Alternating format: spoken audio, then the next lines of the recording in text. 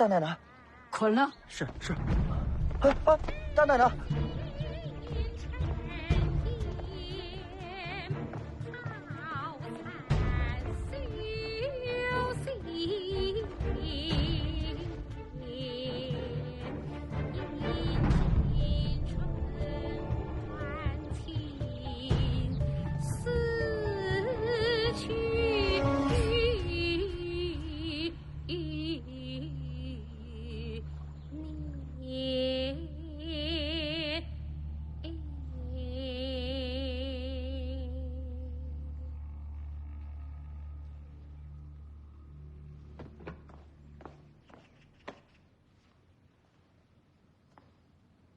迎今春关情，思去年。抱歉呐，从今往后，你的万种风情，只说给我一个人就行了。你做什么？贱人！你还问我做什么？任雪堂出名的时候，你是怎么跟我说的？以文会友。 你来会的就是这么个东西，大奶奶，您是人家明媒正娶的少奶奶，我不过是一个下贱之人罢了。我求大奶奶，就让我留在雪堂的身边吧，为奴为婢，我绝无半点怨言。抱歉，自然。为奴为婢，曾宝琴，你也配？我人家的下人。 哪一个不是清清白白的？哪一个行院出身的岳户还痴心妄想进我人家的大门？沈水溪，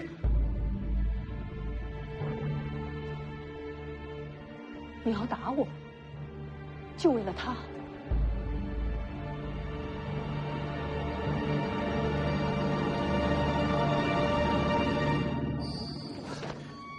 你明知道，宝琴她本是官家女子，流落行院那是身不由己。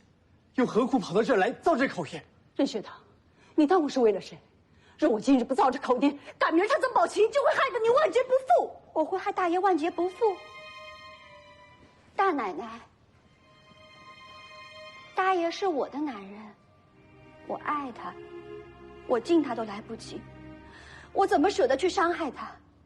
大奶奶，你相信我，我宁愿粉身碎骨，我也舍不得伤大爷一根毫毛的。说的好听。 大清有律法，文武官员嫖娼吃花酒的要打60大棍，拉皮条的要打30大棍。如今大爷是有官身的，你个行院的女子跟在大爷身边，大爷挨多少棍子？你不是害得他万劫不复是什么？我在大爷身边，就会害得大爷万劫不复。可是我不在大爷身边，我活着要做什么？ 宝琴，大爷，宝琴活着本只为了看你一眼。只要你过得好，我就是死，也心甘情愿。不要！曾宝琴，你好狠的心，你一条贱命死不足惜，但要是死在我们人家，那就是大爷的罪过。朝廷若追究起来，大爷是要被流放到黑龙江，给披甲人为奴的。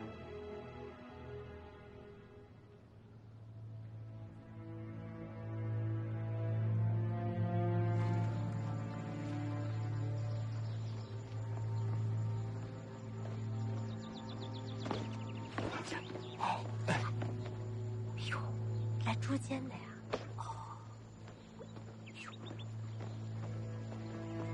我早说过了，这人家大奶奶呀，数一不二的。他家男人啊，在外面置办了个妾室，他怎么会不知道呢？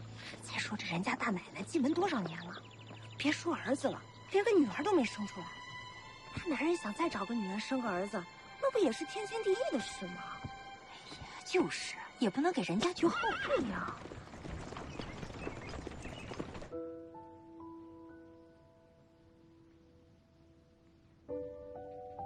姑娘，我给您敷敷，要不然咱们请个郎中。不用。姑娘，你这脸眼看就要肿起来了，那明儿可就没法见人了。这要是让大爷看见的话，那你没事。我跟大爷那是从小玩到大的情分，我什么样子大爷没见过。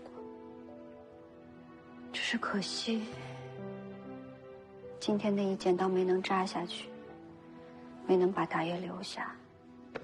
姑娘，姑娘，我求求你了，咱们好不容易才活下来的，你就珍惜点自己的身子吧。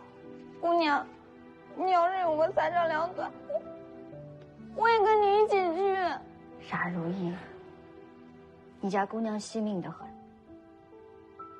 只是大爷他不一样，我跟大爷从小一起长大，青梅竹马，两情相悦。我们发过誓，一生一世一双人。沈翠喜，沈翠喜算什么东西？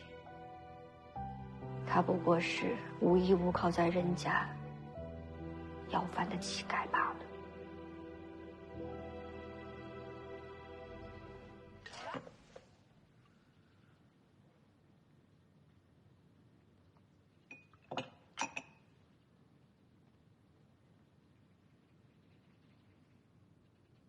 前段时间，记得你说你已经找到解决生丝价格飞涨的法子了，是什么？我联络了各大直接和丝铺，商议平抑丝价之事。这阵子已协商妥当，生丝暂不卖与外人。等过些时日，把章程定下来，组建一个织造行会的总账房来总理此事。到时候这行首的位置，怕是要劳烦大爷了。好，有你在，办事我放心。大爷办的事，我确实不放心的。现在公事说完了，该说私事了。大爷，咱们还是打开天窗说亮话吧。曾宝琴，你打算如何处置？翠姐，宝琴她是我，她是我的故人。故人落了难，我还袖手旁观，那我还是个人吗？曾伯父获罪，是你栽赃陷害的吗？不是。那曾宝琴被官府发卖，沦落行院也是因你之故。不是。既然如此，你袖手旁观怎么就不是个人？因为宝琴，因为宝琴她不一样。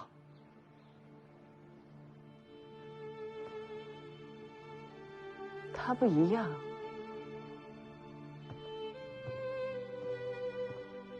她哪里不一样？你说。总不能不讲理吧？不敢讲是吧？好，我替你说。无非是你跟曾宝琴青梅竹马、两小无猜，私定过终身的那点旧情罢了。翠姐，你什么都知道，你还故意来问我。我告诉你，我这次可是千辛万苦的才把宝琴给找回来。对她，我不可能不管不顾。她是行院的岳户，你是堂堂的举人。难道你要为了岳户之前程不顾，你对得起人家的列祖列宗吗？你这套说辞唬得了宝琴，可唬不了我。海大清律烈，我根本不是什么正经官绅。再说如今国朝会，谁又会来理会这等小事？反正我现在已经替曾宝琴赎了身，从今往后，她就再也不是什么行院里的岳户。如果你还顾及你男人的体面，岳户2个字，还请不要再提。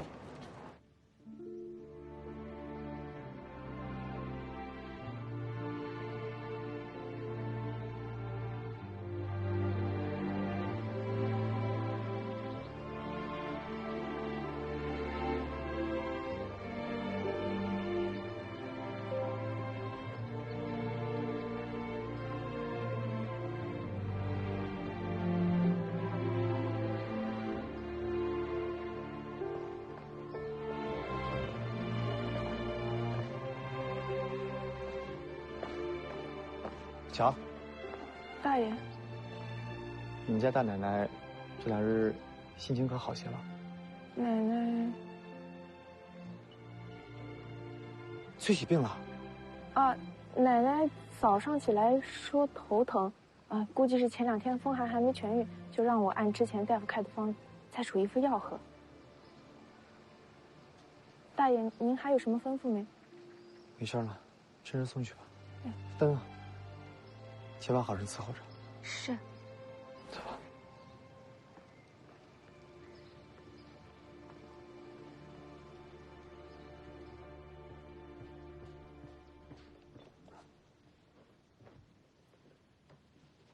大奶奶吃药了。到了吧？大奶奶，这好不容易才得来的调养方子，到了可惜。我听说呀，巡抚大人的太太就是用了这个方子，调养了1年，就生了个大胖小子。大爷连我这屋都不进，喝再多药也是白搭。大爷这个人，打小就是怜香惜玉的脾气。曾宝琴那个狐狸精啊，就是摸准了，才把大爷的心勾了去的。奶奶，你替奴婢去劝，就软乎软乎，等大爷的心收回来了，再收拾那个狐狸精也不迟。奶奶，到外边跪着去。想清楚了再回来当差，想不清楚就不要回来。淑芳，是。巧儿，先出去。账册做好了吗？做好了。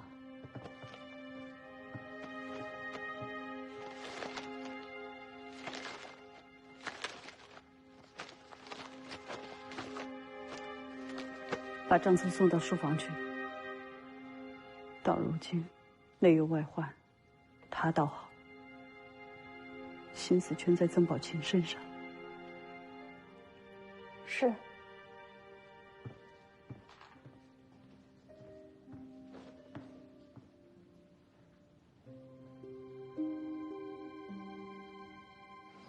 怎么了？这是不知道呀。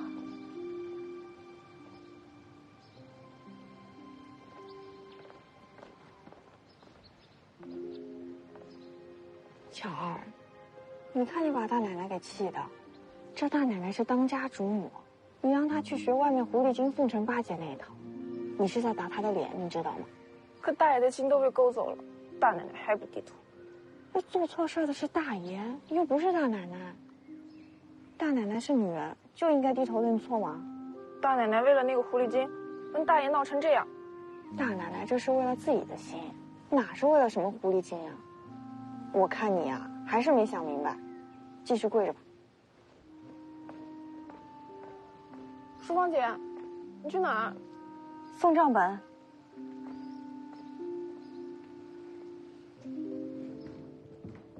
大爷，二爷。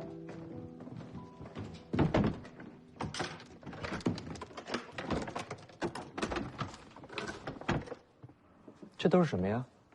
大奶奶最近病了，看到账本就头疼，所以让我把账本给您送到这儿来了。这是桑田农庄的，这是清月坊的，还有这些是骚丝染草的，底下那些是府里迎来送往的日常用度。怎么这么多？那些呢？那些呢是府里3年和5年前的账本。这5年前的老账都翻出来了。行了，知道了，放那里吧。那我先去忙了，走吧。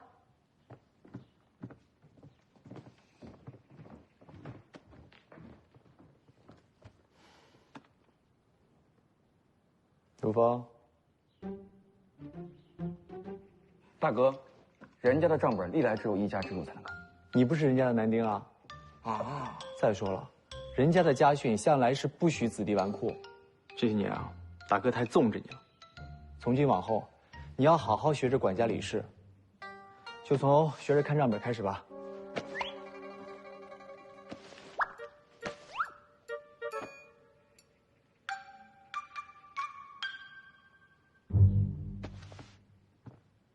大爷，二爷。大爷，房里丁掌柜求见。房里的掌柜怎么找到我这儿了？本来是有个急事要禀告大奶奶，可大奶奶病了，理不得事，所以让他来见您了。知道了，走，看看去。大哥，慢走。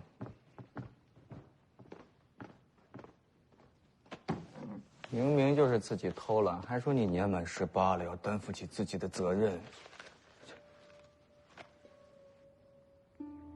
咦，这是大哥为曾家姐姐所花费的账本，竟然花了这么多钱啊！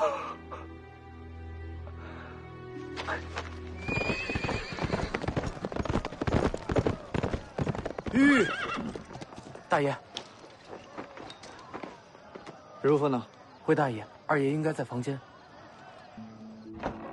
皮开肉绽吧，是想了点，不过大把大把的银子都是实实在在的，值。大哥，生丝呢？什么生丝啊？别以为我不知道，你小子新从卢掌柜那儿买了一批生丝，我这儿急用，拿着。哟，你说完了，卖了。卖了，啊？卖谁了？一个外地的客商。不对，好端端的，你买什么生丝啊？大嫂叫我买的，她不让我跟你说。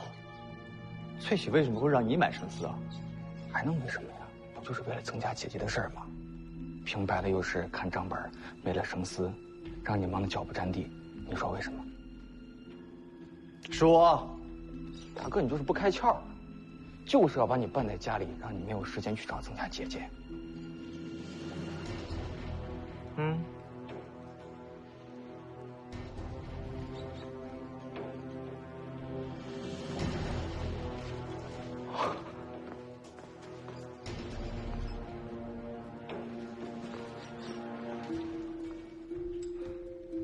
叔墨，什么事了？快到亥时了。大哥大嫂，我求求你们了，你们多吵一会儿吧，多给我一点时间吧。走，去码头。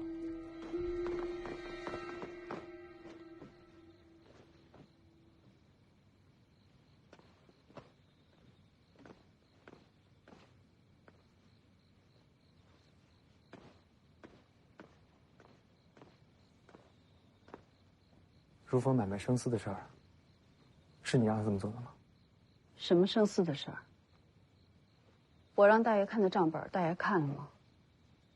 什么了不起的账本啊，非得我看？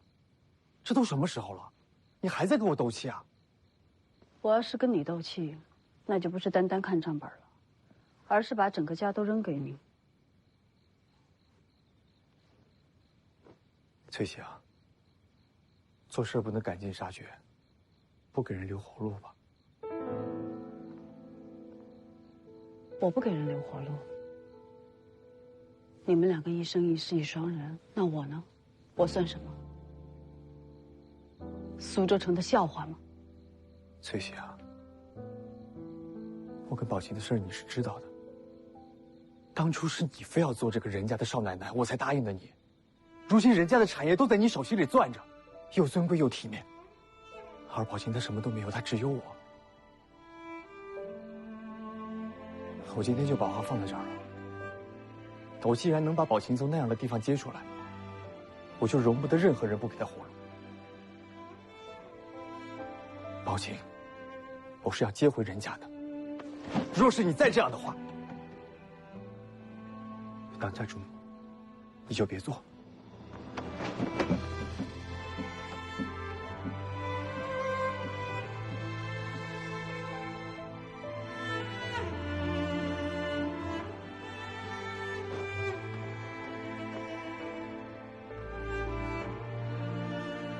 大爷，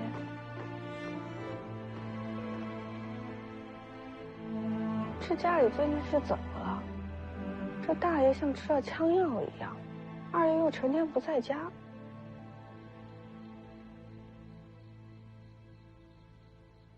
二爷他又成天不在家。是。找个人去跟着他，看看他到底在玩什么花样。好。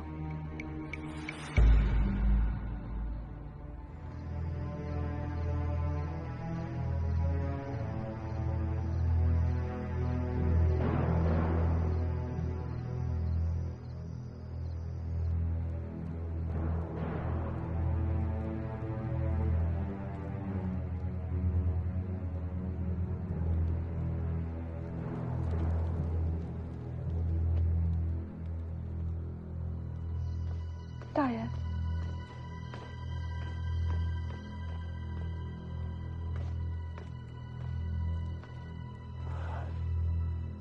他又惹什么祸了？人家就要万劫不复了。这怎么又万劫不复了？任如风，是你说还是我说？我说，大哥，买下卢掌柜的生丝不是大嫂指使的，是我想赚点私房银子。什么？有个从广州来的客商叫张彪，他出3倍的价钱收购上好的生丝，3倍的价钱呀！这银子不赚白不赚。可是苏州的生丝不允许卖给外地的客商，我就借了大嫂的名义。任如风，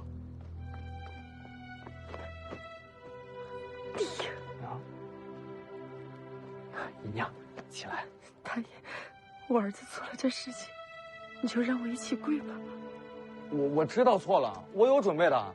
你们打我吧，20板子，不行30板子，最多40板子，再打就死了。大爷，40板我儿子会死的。师姐啊，这如风还小不懂事儿，就我看，打他个10几板子，以示惩戒就完了。说的轻巧。任如风，你跟张彪做生意查过他的底细吗？我就是从广州来的客商啊。他根本就不是什么从广州来的客商，他是纵横南洋东岸的水匪。什么？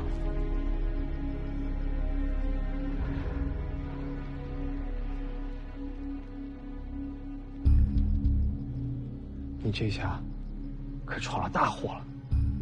皇上下了禁海令，别说做生意了，要是有人敢收留东洋南洋来的人，都是要杀头的。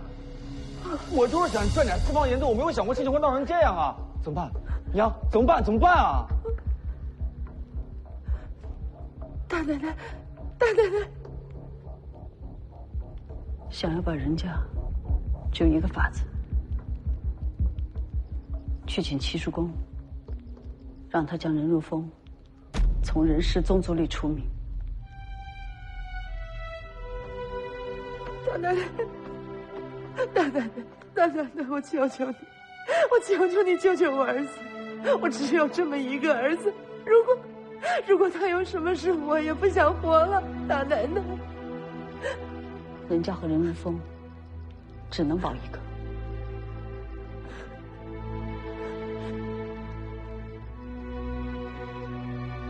大奶奶，大奶奶，我求求你！大奶奶，我求求你！大奶奶，我求求你！大奶奶，哎，娘，娘，娘！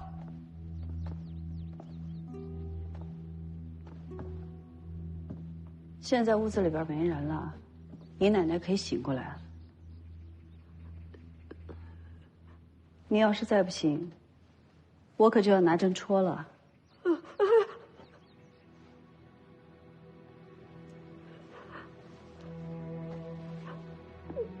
大奶奶，你是怎么知道的？看胡郎中的样子，就知道你没事儿。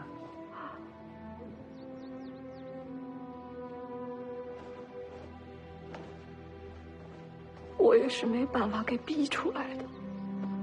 我不想看着我的儿子死。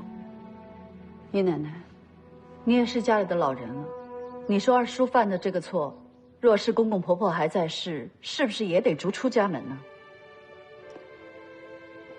是的。二叔的银子有一半都是姨娘的私房钱，若我借着这个由头，连同你也一块逐出家门，是不是也是应当的呀？是的。那你为什么要这么做？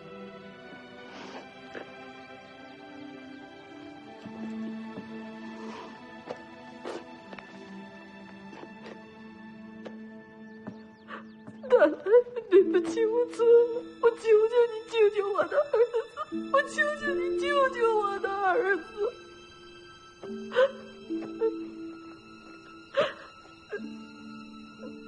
大爷跟曾家小姐他们的情，不就是一定要把命豁出去吗？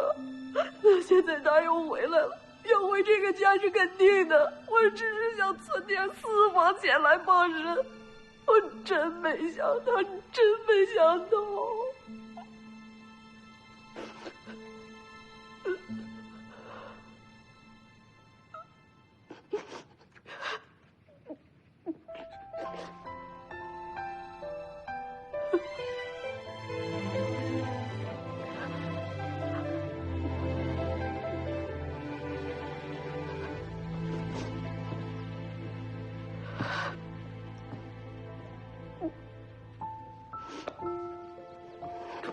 淑芳，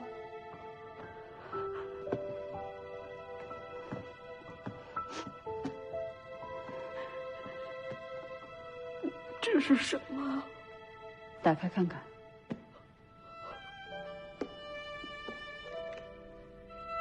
公公婆婆在世的时候，也跟你和二叔备了一些产业和银子。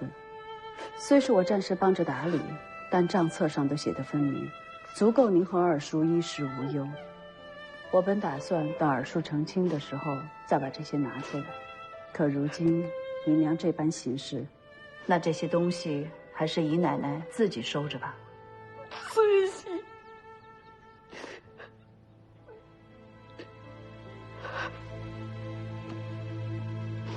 今儿这人情我给了您，您也得答应我一件事。你说。从今往后，不管是姨奶奶还是二叔，但凡有一句话、一件事帮着曾宝琴，就别怪我沈翠溪翻脸无情。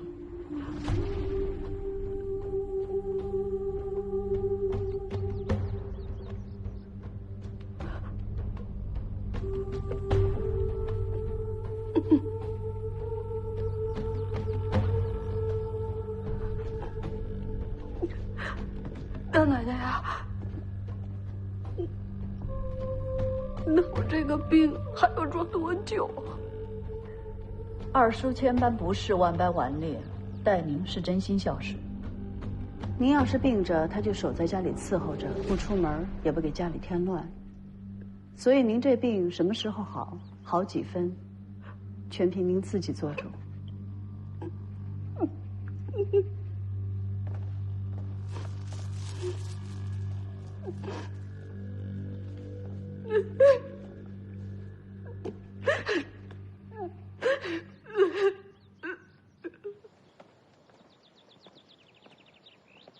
有什么话就说吧，别憋着。大奶奶，这姨奶奶和二爷的私产，老太爷和老太太留在您这儿。这一来呢，知道您是心底无私的人，断不会私吞了去；这二来呢，是帮着您防着他俩。现在倒好，您这一口气啊，全给交出去了。怎么着？连你也觉得我比不上曾宝琴？还有什么？说吧。大奶奶，像姨奶奶那样的人，看到曾宝琴回来都方寸大乱，更何况其他人呢？我是怕府上这上上下下这么多人，到时候有样学样，坏了规矩。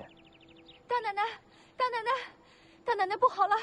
巧儿，别一惊一乍的，有话好好说。大奶奶，您快去看看吧。怎么了？山塘街那边来了个丫头，泪眼汪汪的，还没说上两句话呢，大爷就要出门。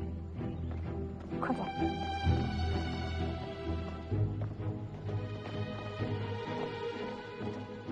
大爷这是要出门吗？这是要干什么？奴婢给大奶奶请来。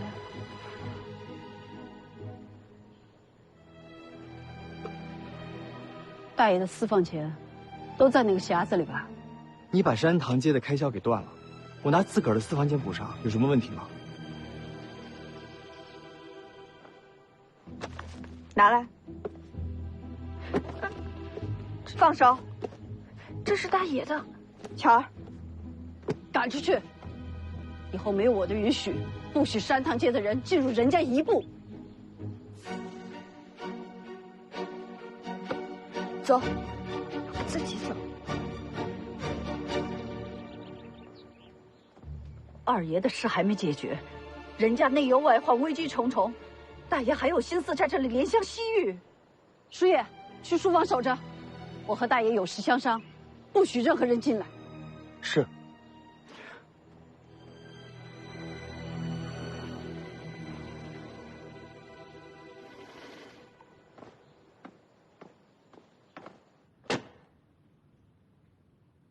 有完没完？翠姐啊，我之前没有知会你一声，就把宝琴安置在山塘街，是我对不起你。我也想过了，以后山塘街的所有开销，走我的私账，总可以了吧？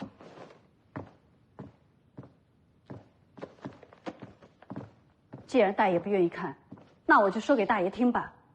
山塘街不过就曾宝琴一人，外加2个丫头和几个粗使婆子，1个月的吃穿用度居然要20两。此外还有笔墨纸砚、字画古琴等开支，少则几十两，多则上百两。姨娘守着东院，熬油一样的熬了几10年，1个月的月钱才不过2两银子，还要我继续说下去吗？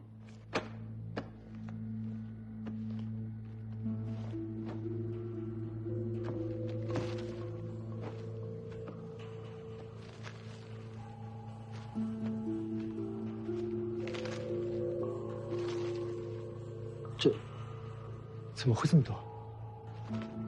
虽说人家家大业大，但大多是些商铺、田地、私造房。像他这么大手大脚的花着现银，万一哪天家里急需用钱，难道还要卖地卖铺子不成？大爷，你信不信？只要人家传出一丝风声，说我们的现银有些不足了，那些个钱庄、商铺讨债的都能把你的门槛给踏破了。想当年，曾家是何等的风光，3任苏州知府，金山银海也不为过。可如今呢，就只剩下曾宝琴一个弱女子。可她真的就是个弱女子吗？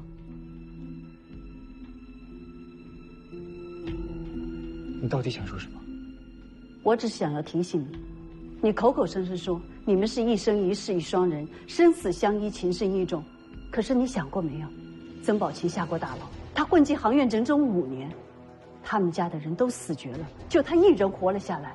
这样的曾宝琴还是以前的曾宝琴吗？到如今，他跟着你，他真的只是看中你原来的情谊吗？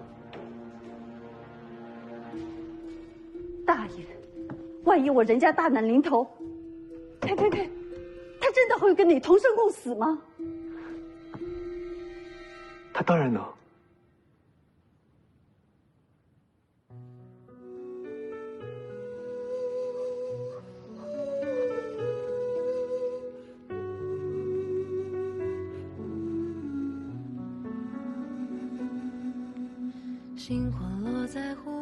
曾宝琴下过大牢，她混迹杭院整整5年，他们家的人都死绝了，就她一人活了下来。这样的曾宝琴还是以前的曾宝琴吗？万一我人家大难临头，她真的会跟你同生共死吗？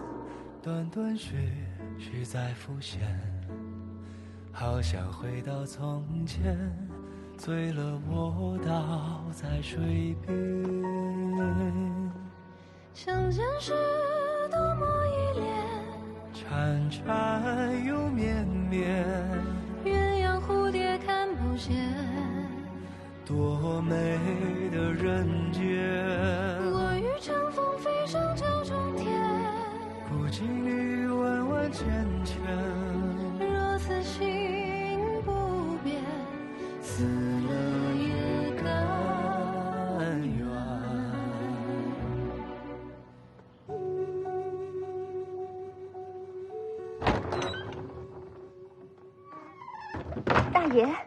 大爷来了，我有如风勾结水匪，买走了原本要做客司的生丝，被官府抓了个正着。勾结南洋水匪，是要抄家灭门的大案。人家完了，全都完了。怎么会这样？宝琴，我只有你了。不管发生什么，我们都会在一起的，对不对？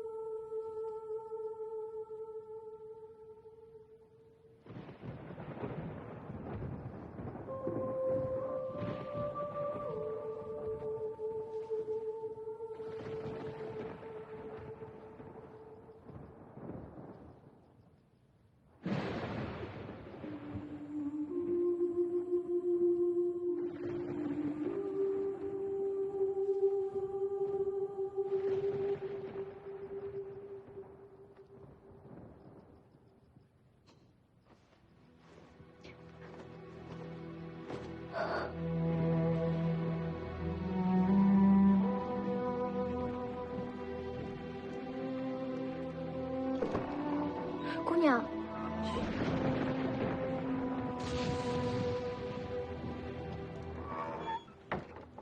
姑娘，东西都准备好了吗？收拾好了，我们快走吧。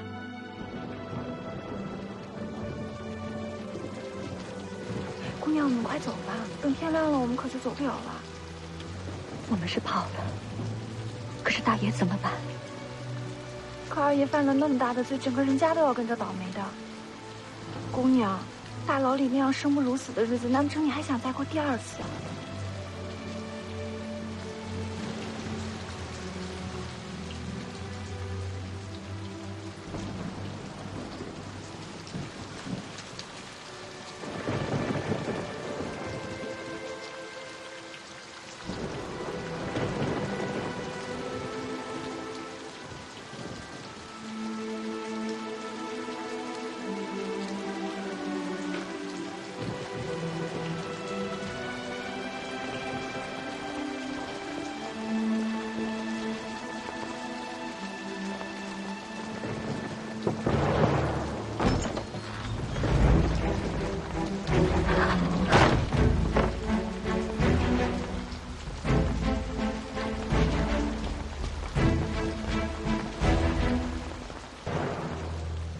他们怎么会在外面？我不知道。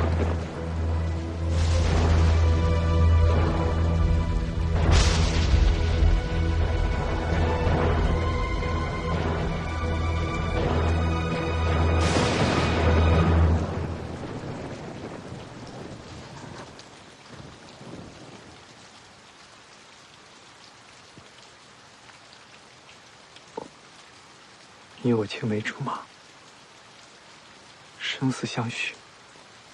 你说你什么都不求，就算粉身碎骨，也要陪着我，伴着我。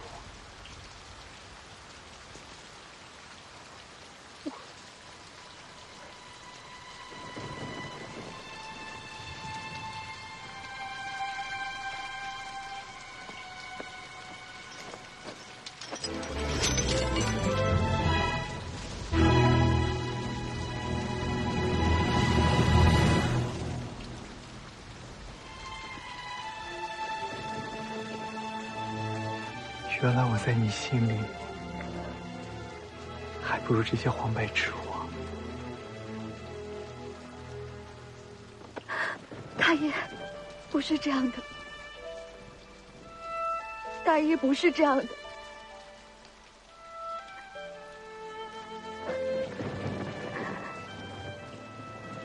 大爷，你听说过霞床吗？你说我听着。那是一个大木柜子，人被锁在里面，脖子、四肢都被锁住，关在里面，每天不给饭吃，只给一点点水喝，里面黑漆漆的，什么都看不见。被关在里面，根本不知道是白天还是黑夜。从那时候起，我就发誓，这一辈子无论如何，我都不会再回去，我不能再回去过那样的日子，大爷。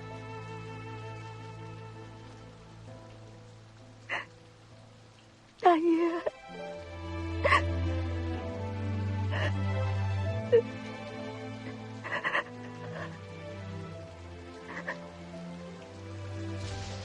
宝琴啊，我知道你吃了很多苦，可是人家有难，你就这么不说一声离我而去，你让我怎么想？是不是以后只要人家有个风吹草动，我有个三长两短，你就会带上这些黄白之物，走得远远的？不是的。你心里有我吗？有。大爷，大爷，你就是我的命。若我只是自己一个人，什么样的日子我都能过。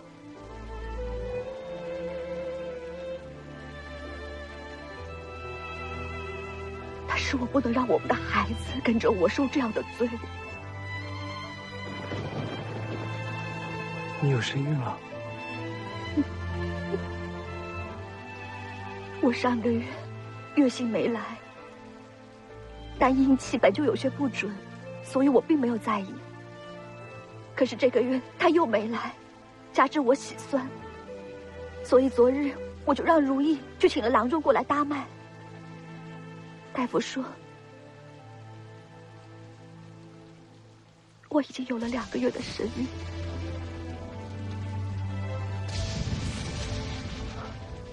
宝清啊，你说你有了身孕，我信。你说你在杭院在牢房受了很多苦，我也信。你对我的情谊，自始至终我都信。可是你伤我心了。我知道。有身孕的事，为什么早不说晚不说，偏偏现在才说？大爷，我本是今天……别说了，你说的越多，伤我伤的越狠。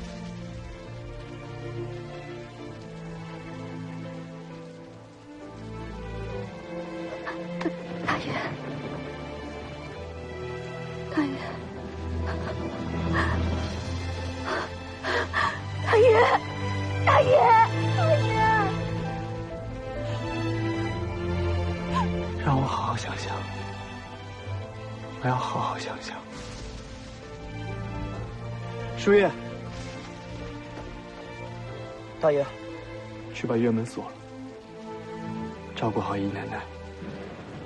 姨奶奶要离开院子半步，我拿你试问。是。大爷，大爷，大爷，你别生宝清的气！大爷，大爷，娘，大爷。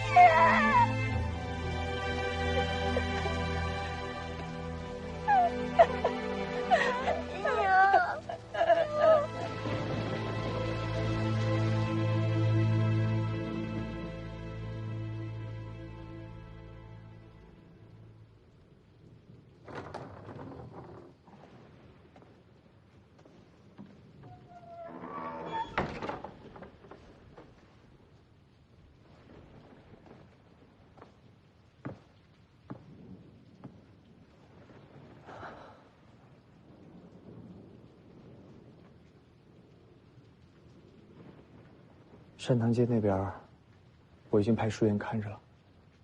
其他的，等如风的事解决了再说吧。张彪那边，我也派人去看。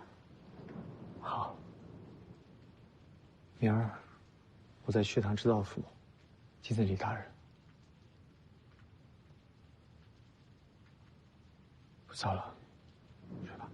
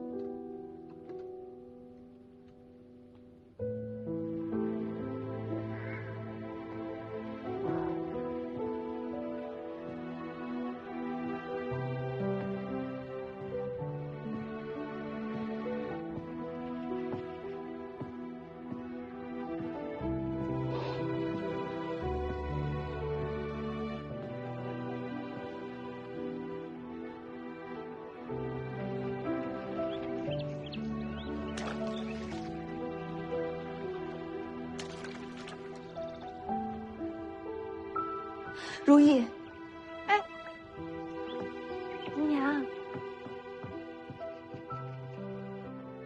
如意，大爷已经182天没来看过我了。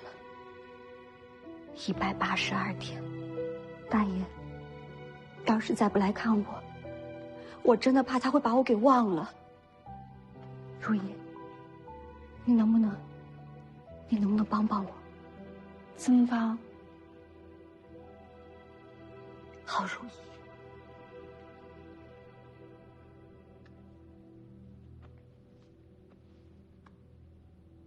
等等。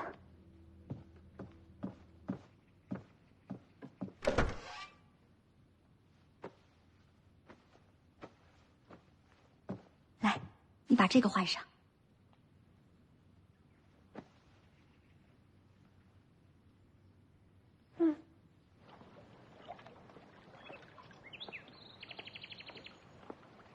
如意，我知道你喜欢舒言，可是你偷偷的放在心里喜欢是没有用的。你要让他也喜欢你，这样就什么话都可以说，什么忙都可以帮。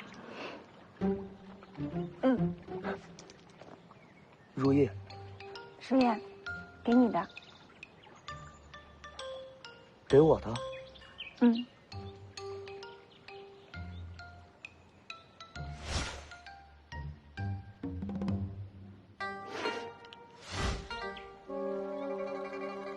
你吃。怎么了，如意姑娘？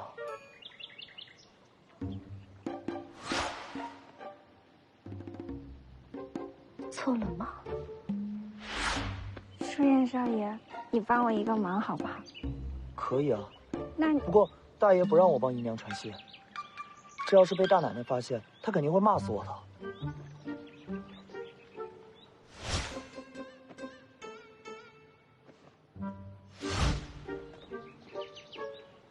我只是想你帮我摘朵玉兰花而已，连这个也不可以吗？好，我帮你。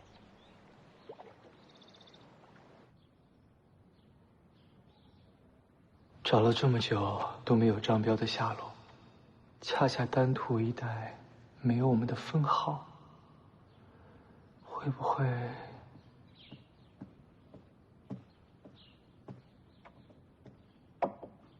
大爷。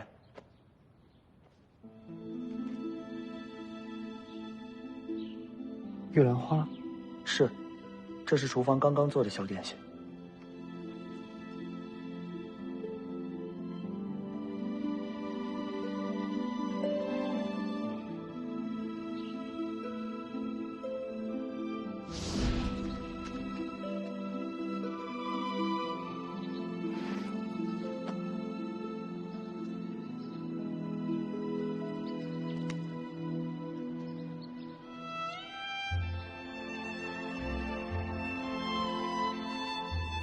怎么又爬到树上去了？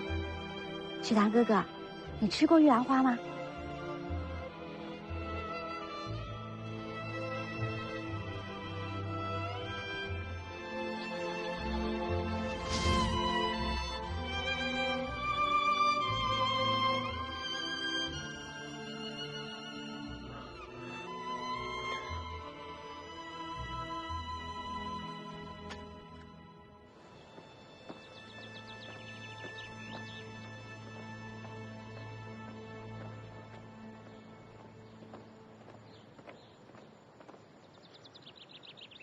大奶奶、大爷让人备了轿子去山塘街，这个怎么得了啊？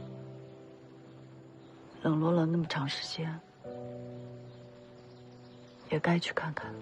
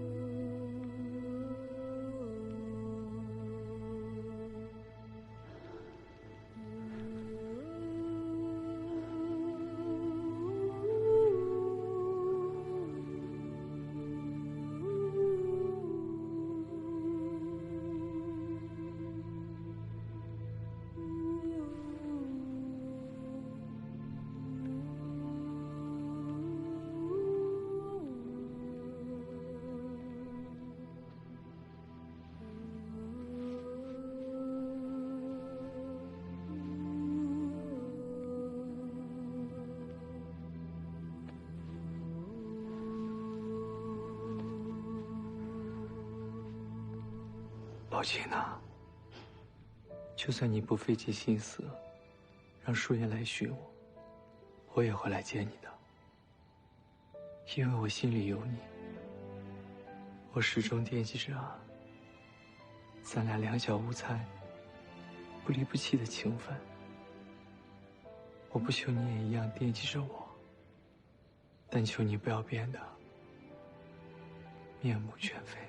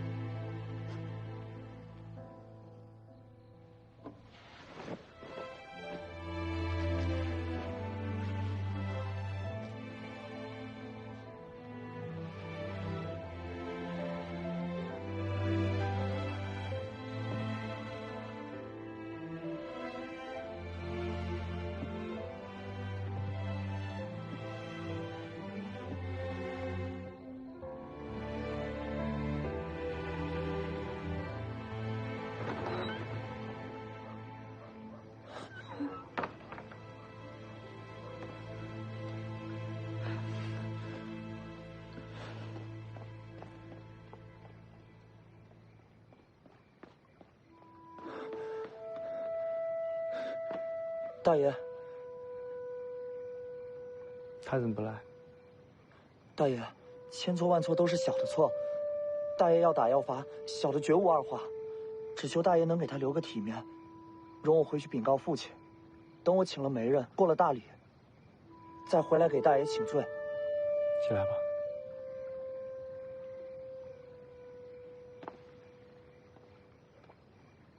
你想娶她？是。我想，我真心喜欢上了她。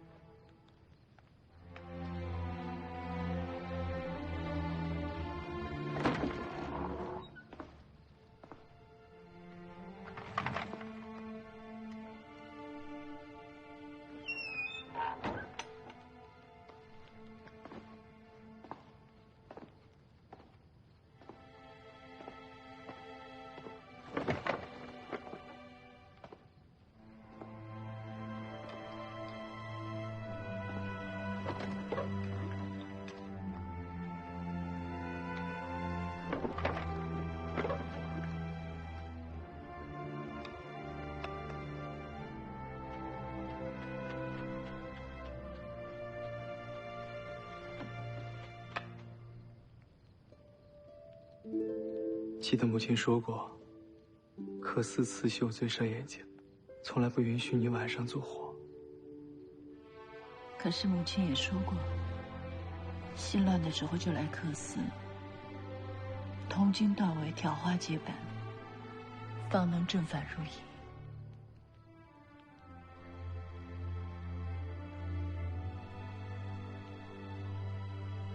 翠喜啊，宝琴她要生了，总归要给孩子个交代，这件事总得要解决。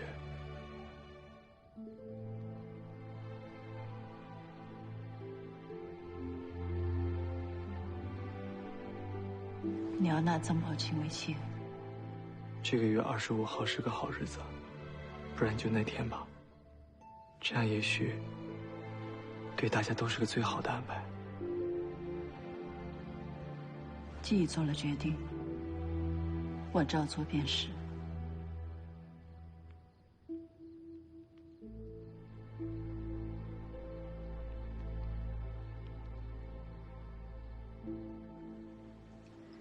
这儿再剪一下。哎，好。这还有一张，来给我吧。啊，不给我。单个的喜字都放在这儿哈。这样能弄成一样的。你看我这个。你看这样行吗？这松了，再来一个。差不多。东弄这个地方上头得扎紧一点。这个可以。好。都细致一点。你看这样行吗？哎，还行。差不多。这几个灯笼谁拿过来的？巧儿姐姐是奴婢。一个小妾，正红的灯笼，她也配？都是死人啊，还愣着做什么？拿走，全都给我拿走！是。快走。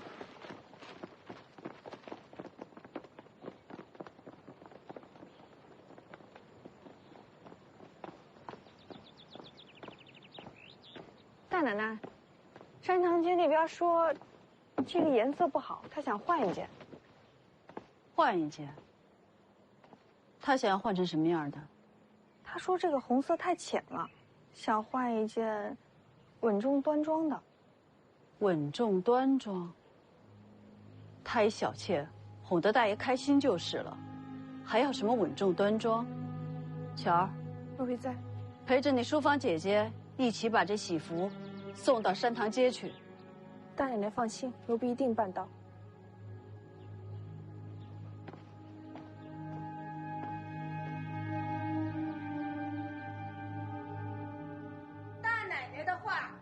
喜服呢，就这一件，你奶奶若是喜欢呢，就穿上；若是不喜欢，不穿也无妨。巧儿，差不多行了，别糟践别人了。淑芳姐，你为人厚道呢，我服气你，但是这件事儿你必须听我的。那一位呀，是大家小姐出身，又是大爷心尖上的人，不在一开始就把他的气焰打压下去，让他认清楚自己的身份。改明儿难做人的就是我们大奶奶。不过，就是人家那个小妾的事儿，也不敢让外人瞧见了笑话。一顶小轿悄悄地抬进来，下个跪，给当家的主母端杯茶，也就完事儿了。欺人太甚！这个丫头简直是欺人太甚！我撕烂她的腿！回来！姨娘，来的这两个丫头，一个叫淑芳，一个叫巧儿。打小跟着沈翠喜，是人家最得脸的两个丫头。你跟着我回头进了府，你见着他们，你得行礼叫姐姐。你这么冲出去，不等你开口，人家打你2耳光，心里的委屈根本没地儿说去。那难不成就要他们欺负我？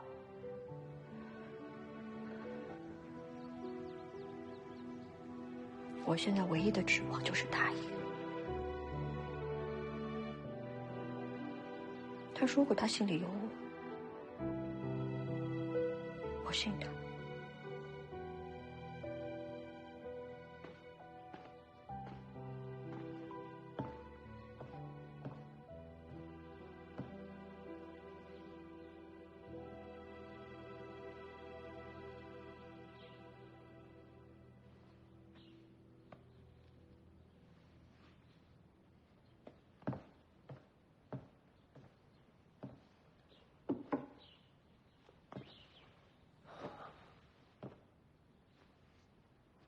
这喜服是你叫人准备的，还是下人们阳奉阴违，故意跑去糟践人的？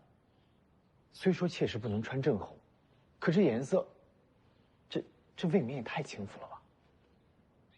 去山塘街送喜服的，是我身边最得力的2个丫头，一个是淑芳，一个是巧儿，她们从来不会阳奉阴违。那你就是承认，跑去糟践宝琴的不是别人，是你。到底是我糟践他，还是他没有摆正自己的位置？大爷，曾宝清进我人家的门，不是做千金大小姐，也不是做正房大奶奶，她是来做妾的。做妾就要有做妾的规矩。你就不能看在我的份上对她好点吗？不能。翠喜，我若是对她好了，她仗着你的事不把我放眼里，要压我一头。那我怎么办？宝琪他不是这样的人。那他是什么样的人？一听说人家有难，就扔下你，背上金银珠宝去逃命的人。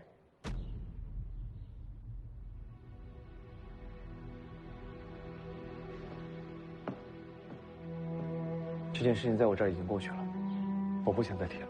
好，我们不说过去，说以后，是不是以后曾宝琴只要是犯了错或是受了委屈，你就会让我网开一面？我要是不答应，你就会给我讲夫妻情分，打动我，让我成全你。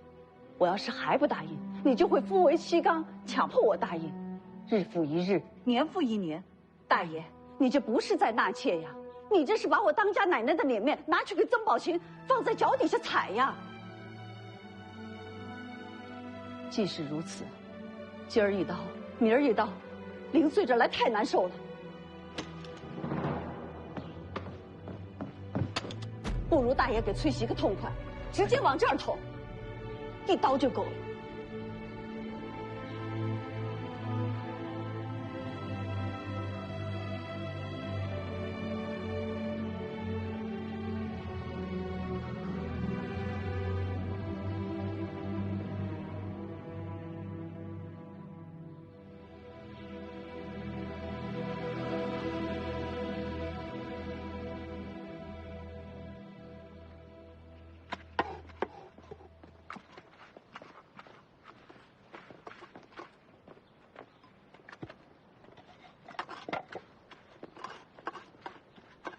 大奶奶，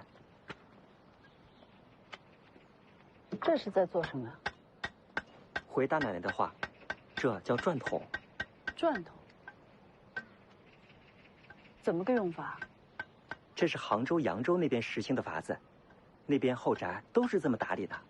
大奶奶，您看啊，这大门上了锁，吃喝用度一日三餐都是打这个小洞里边送进去的，外边的人呢进不来，里边的人也出不去。大门不出，二门不进，这才是尊贵体面的千金小姐，大户人家的做派。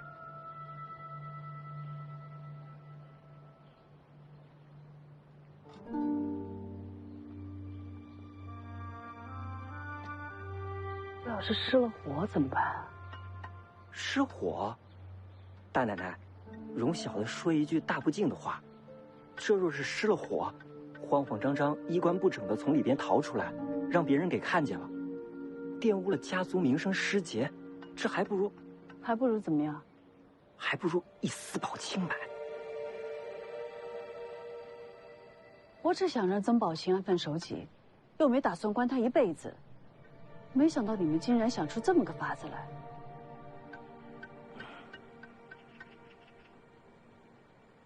什么体面人家的做派，糟践人也不是这么个糟践法。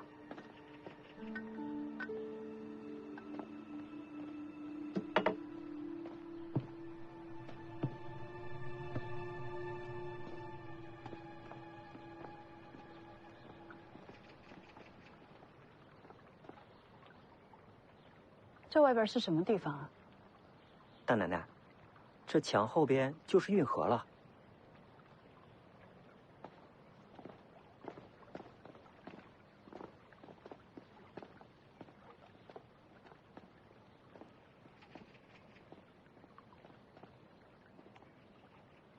就在这儿，开道门吧。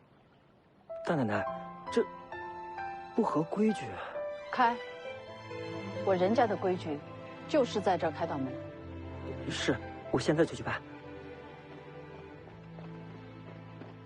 大爷。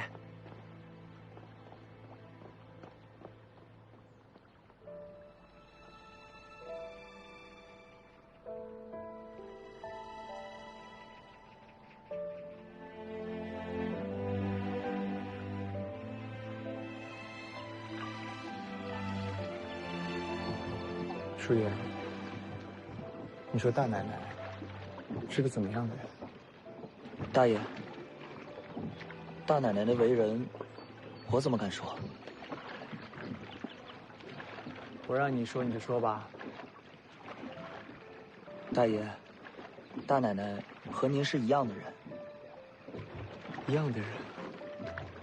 大奶奶和您一样，都很和气，赏罚分明。他打了你20板子，害得你3天下不了床，还一瘸一拐了1个月，还说他是好人。嗯，我是在苏州长大的，大家族里的公私分明也听说了不少。大奶奶当家，规矩确实严厉了些，不过手头上永远是干净又清白，就这一点，我是真心服气的。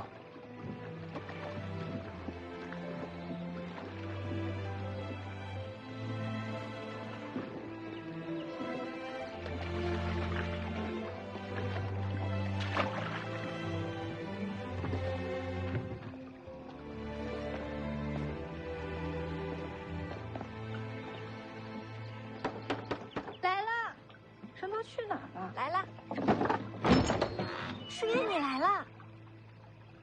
大爷也来了，你居然都看不到？给大爷请安。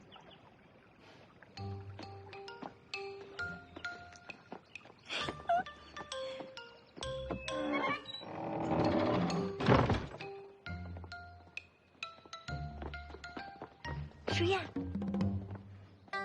大爷在哪？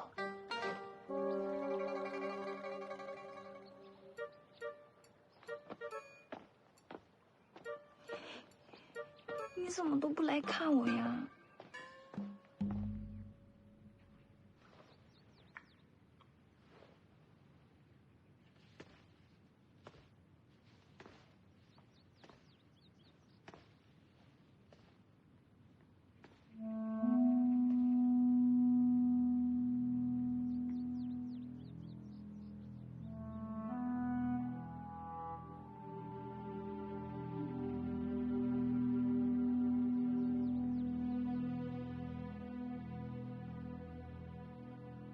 宝琴啊，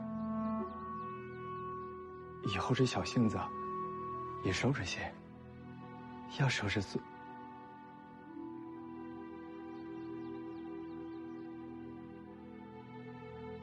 做妾室的规矩。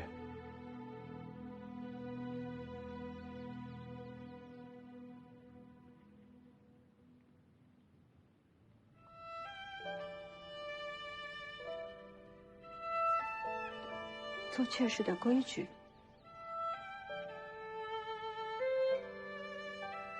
大爷知道什么是做妾室的规矩吗？做人妾室不能穿正红，不能戴牡丹，只能戴芍药，不能走正门。成亲不是跟丈夫拜堂，而是给丈夫和主母下跪敬茶。每日辰时必须向主母请安，不得主母同意，不得出门，不得见自己的父母亲人。吃饭的时候，主母和丈夫坐着，妾室得站在一旁伺候主母用餐。即便是同房，最多也只能是5日一次。大爷，你想让我这辈子就这么过吗？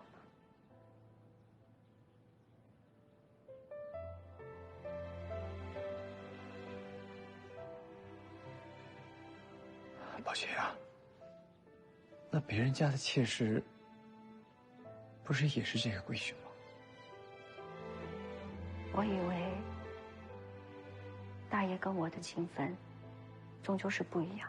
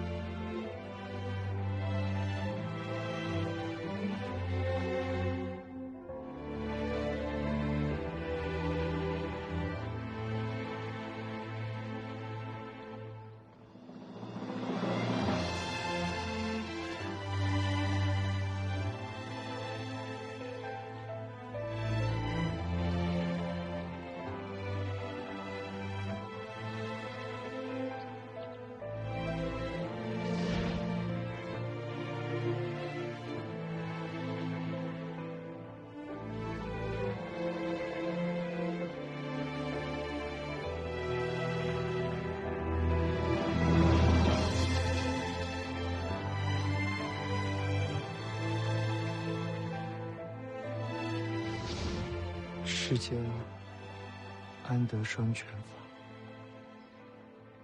不负如来，不负卿。老天啊，你到底要我怎么做，才能对得起他们俩？如果可以，我真恨不得立刻就消失，再也不要纠缠于这无尽的折磨中了。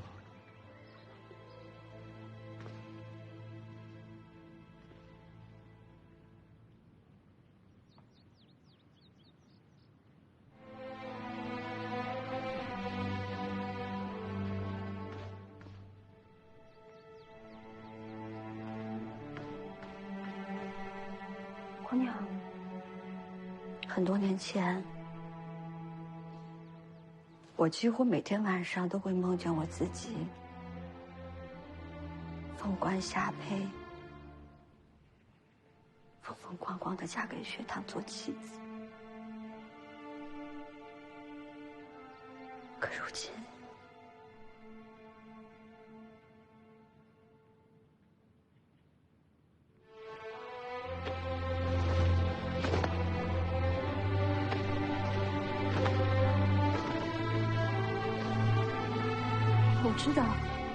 我知道银两不能穿正婚，我知道我跟沈翠喜这么争来斗去的很没有意思，很难看。我知道我这样做会让雪堂特别的为难，我都知道。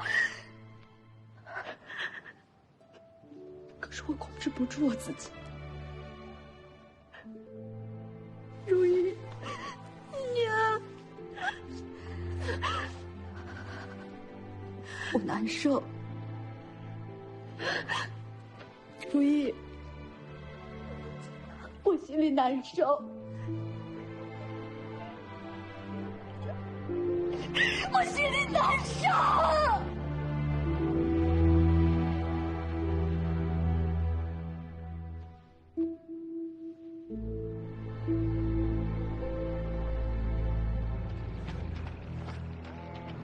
哎，出什么事了？哎，来，到这儿，慢点。没事吧？行。这不是人家的书烟吗？快，给敬禀吧，大奶奶！啊，快！怎么样？啊，醒！书烟，醒！姨娘，你说大爷不在家，人家没一个待见你的，你去了也只有被羞辱的份儿，咱不去了成吗？都这么久了，大爷一点消息都没有。今天我一定要问个清楚，要打要骂，随他们。姨娘，别拦着我。好，慢慢走啊，回去。哎。怎么了，淑叶？淑叶，怎么了这是？淑叶，淑叶，淑叶，醒醒！淑叶，你醒醒！大爷呢？大爷呢？淑叶，怎么了？淑叶，醒醒！大爷呢？你醒醒！大爷呢？大爷，多别劲！大嫂，到底怎么回事？你不是说大哥去做生意的吗？没事，客气。那我们先走了。行了，快把淑叶抬进去。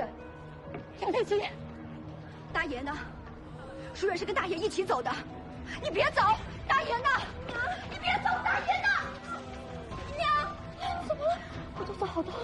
娘，你别想了！肚子好痛！快把人抬回去，请稳婆。用力，快出来了！用力，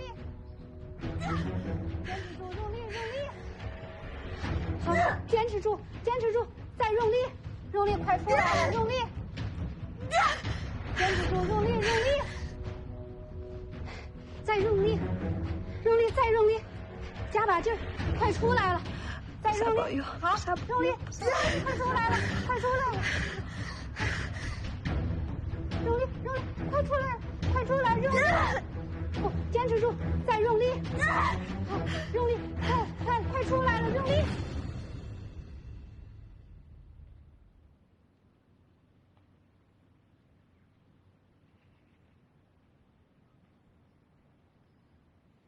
大奶奶，淑燕啊，没什么大碍，就是受了点惊吓，我开个方子调养几日就好了。多谢郎中，我带您出去。哎，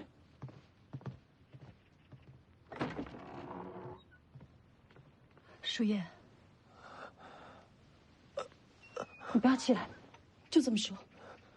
大爷呢？那天我们在丹徒遇上了水匪，我们都落水了。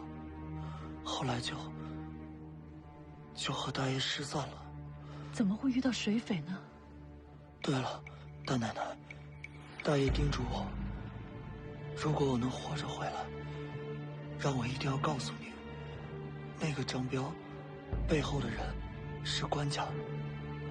关家？是的。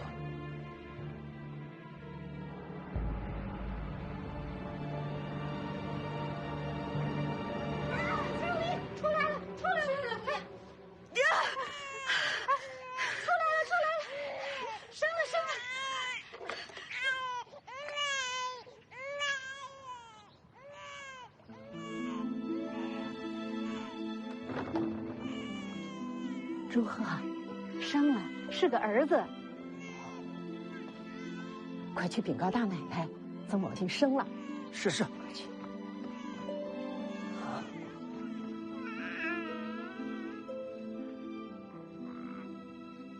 这是我的孩子，如意，我给大爷生了个儿子。我给大爷生了个儿子，你看他多可爱。你说大爷看见他是不是会很高兴？会，肯定会的。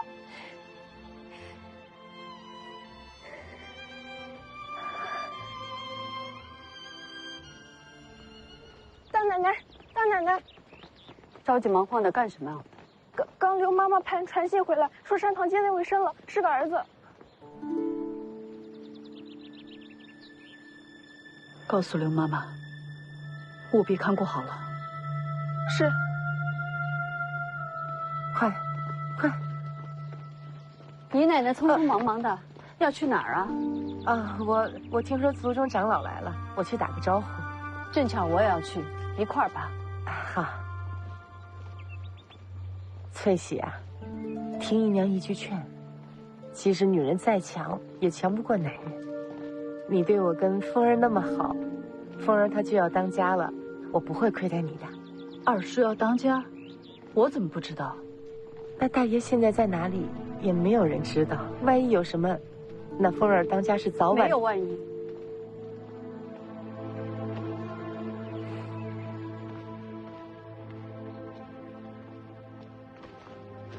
大嫂，3叔公、5叔公、7叔公。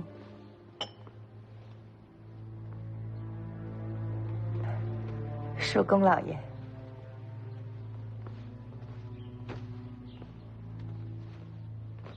不知几位叔公今日前来，所谓何事啊？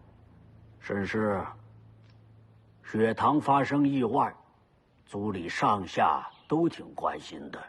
这过日子嘛，还是得往前看。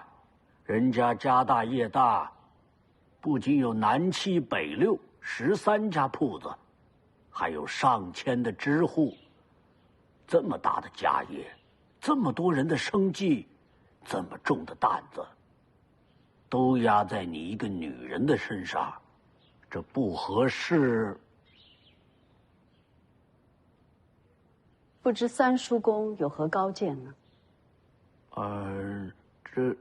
这个，沈氏，不只是不合适，是非常之不合适，所以我建议，你跟他说，如风是雪堂的弟弟，理应承担这份责任。对。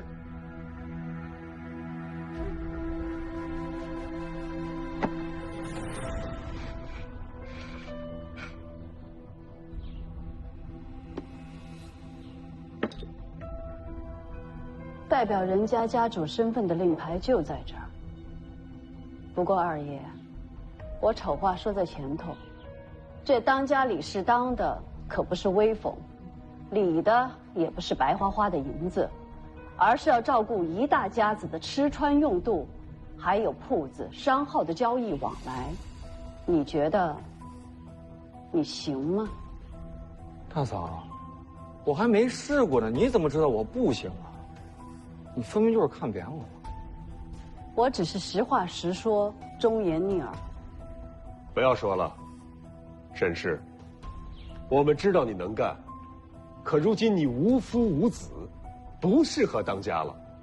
你也不用再多费口舌了，把令牌交给如风吧。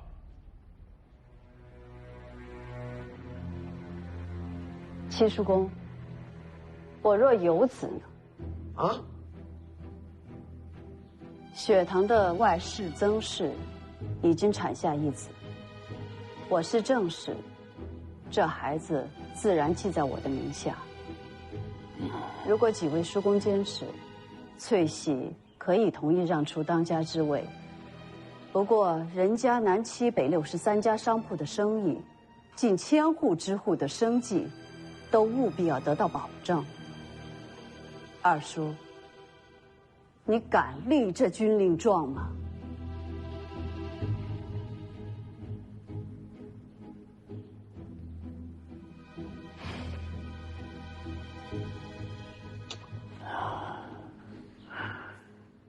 沈氏，那孩子现在在哪儿？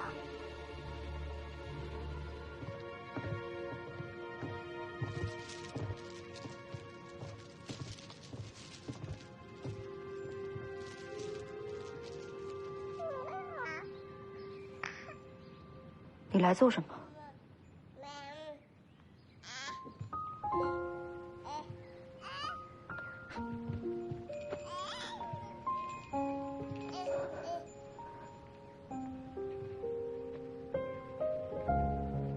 这就是大爷的儿子，这是我的孩子。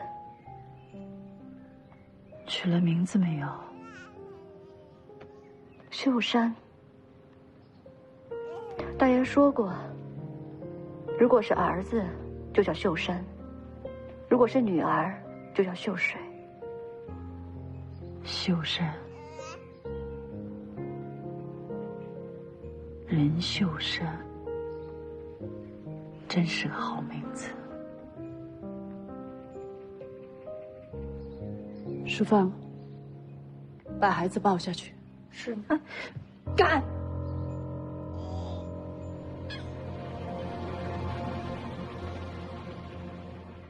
小孩子眼睛干净，我们大人的事，不要让他看见。如意，哎，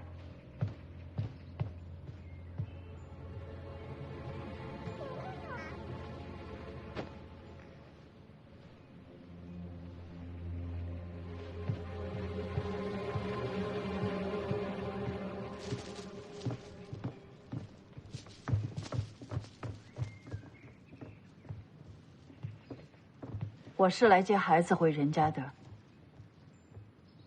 你是同意让秀山认祖归宗了？秀山毕竟是大爷唯一的骨肉，认祖归宗后，他日执掌人家家业，也名正言顺。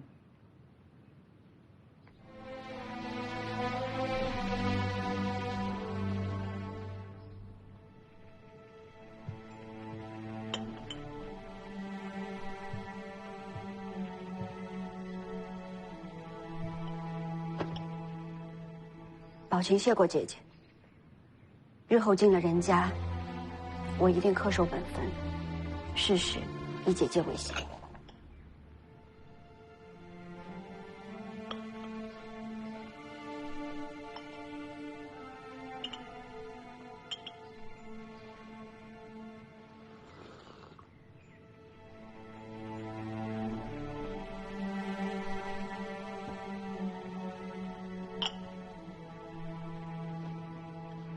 曾宝琴，我是来接雪堂的孩子，不是接你。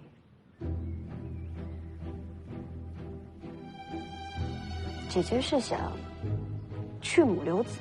我不是你姐姐，人家也不会认你。我劝你还是趁着年轻，赶紧找人嫁了，好歹后半生还有个依靠。嫁人？沈翠喜，雪堂在的时候，他答应过我。会引我进人家，你是知道的。此一时彼一时，曾宝琴，你要记住，任雪堂是我的男人，无论是生是死，这辈子还是下辈子，他都只能是我一个人的男人。你一个人的男人，沈翠喜，这话你真好意思说啊？当年要不是你出尔反尔，我跟雪堂早就成亲了。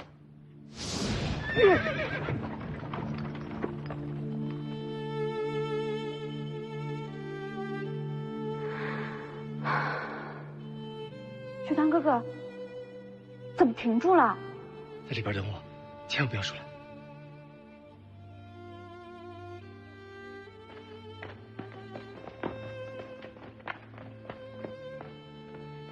我素来见姑娘豁达，才将此事告诉姑娘，没想到姑娘却保守不了秘密。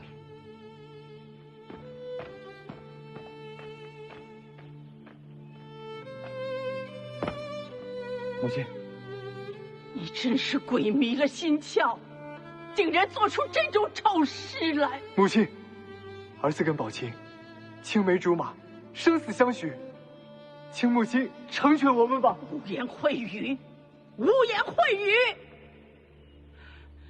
来人呐，把他给我绑了！雪堂哥哥，母亲，您这是做什么？你就当没有这个儿子，成全了我们吧。把他的嘴给我堵上，带回去。雪堂哥哥，你不要出来！你若还有女儿这样的体面，就不要出来。雪堂哥哥，当年我跟雪堂那么信任你，把你当君子，把我们的事情一五一十的都告诉你，可是真的想不到，你居然是个卑鄙小人。当面答应的好好的，一转脸就去跟伯母告密。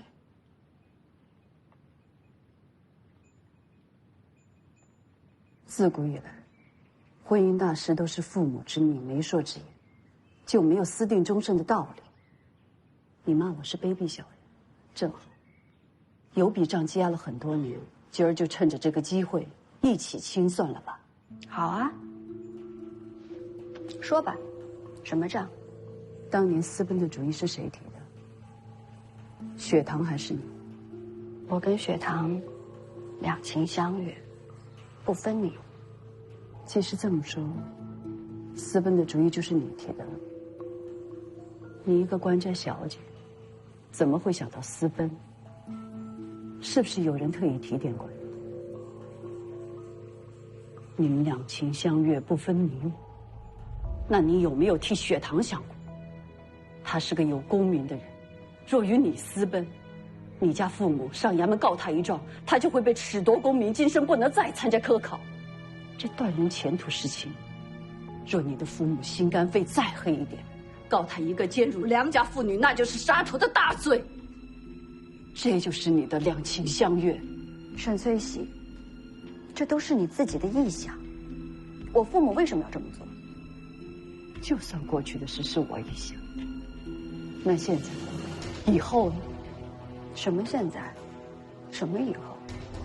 你是坐过牢、当过岳户的人，如果这孩子跟了你，以后世人该如何看他？若单是被人嘲笑侮辱也就罢了，可私生子不得做官，不能科考，这样你也愿意？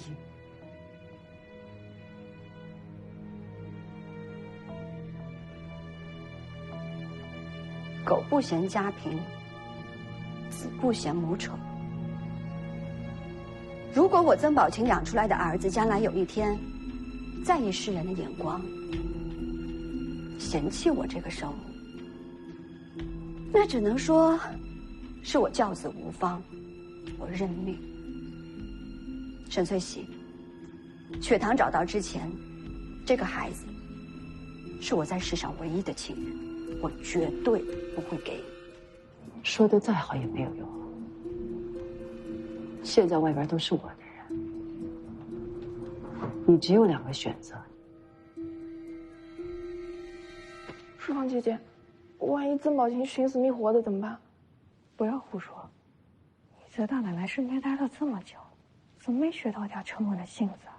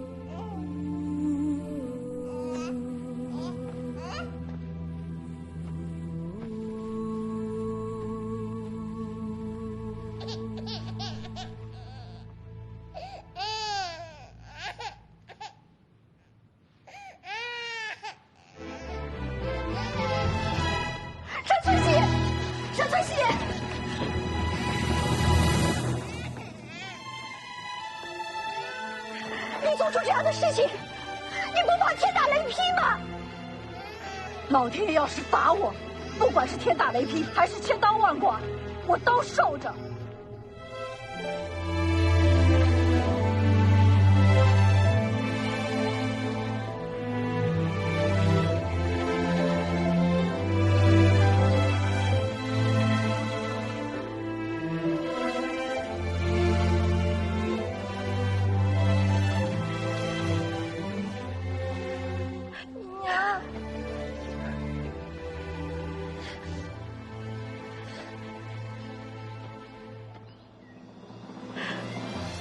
如意，从今天起永远不要叫我姨娘。我这一辈子都不会嫁到人家去当姨娘。我是曾宝清，秀山是我的儿子，这多次之仇我一定要报。